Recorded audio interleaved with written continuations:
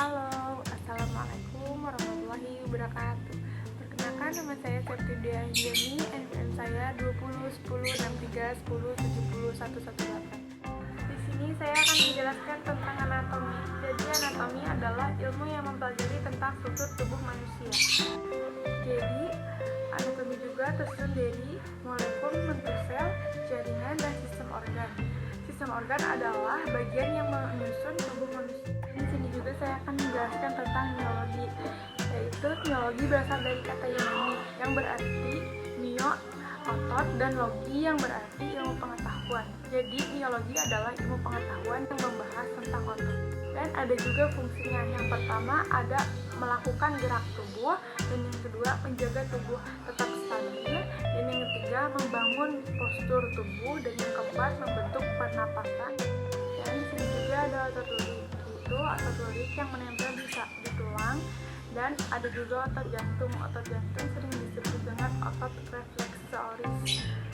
Dan yang ketiga ada otot polos. Otot polos sering disebut otot polos yang anti selaknya tidak dapat di tengah-tengah. Ini juga saya akan menjelaskan tentang osteologi. Osteologi berasal dari kata Yunani, yaitu osteon yang artinya tulang dan logos yang artinya ilmu. Osteologi adalah cabang dari anatomi yang mempelajari tentang tulang dan kerangka.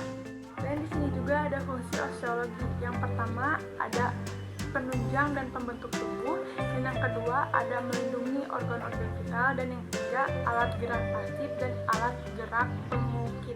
Dan di sini juga saya akan menjelaskan tentang respirasi. Jadi respirasi adalah suatu proses mulai dari pengambilan oksigen, pengeluaran karbon dioksida hingga penggunaan energi di dalam tubuh. Dan respirasi juga dibagi menjadi dua bagian. Yang pertama ada respirasi eksternal dan yang kedua ada respirasi internal.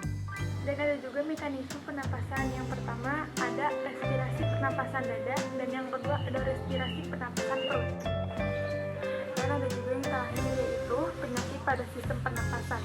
Yang pertama ada asma, yang kedua ada TBC, yang ketiga ada difteri, dan yang ketiga kanker paru-paru.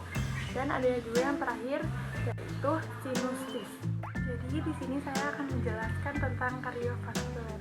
Jadi kardiovaskuler itu adalah sirkulasi darah yang terdiri dari jantung, komponen darah, dan pembuluh darah yang berfungsi untuk memberikan dan mengalirkan suplai oksigen dan untuk seluruh jaringan tubuh yang diperlukan dalam proses metabolisme tubuh. Selanjutnya ada sistem kardiovaskuler. Jadi sistem kardiovaskuler dibagi menjadi 3 bagian.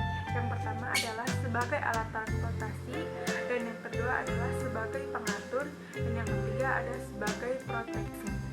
Dan selanjutnya ada sistem kardiovaskuler. Jadi sistem kardiovaskuler juga dibagi menjadi 4 bagian. Yang pertama ada terdiri dari jantung dan pembuluh darah, dan yang kedua ada berfungsi untuk mengedarkan darah ke seluruh tubuh, dan yang ketiga ada pembuluh darah yang menuju ke organ tubuh, dan yang keempat adalah cabang yang paling kecil disebut arteriol. Di sini juga ada struktur jantung. Yang pertama adalah lapisan luar atau disebut dengan epikardium, dan yang kedua ada lapisan tengah atau disebut juga lapisan berotot, dan yang ketiga ada lapisan dalam atau disebut juga endokardium. Yang terakhir ada struktur jantung. Struktur jantung juga dibagi menjadi 5 jaringan. Yang pertama ada berupa otot, dan yang kedua ada berbentuk buncit, dan yang ketiga berongga, dan yang keempat terletak di dada, dan yang kelima lebih menghadap ke kiri.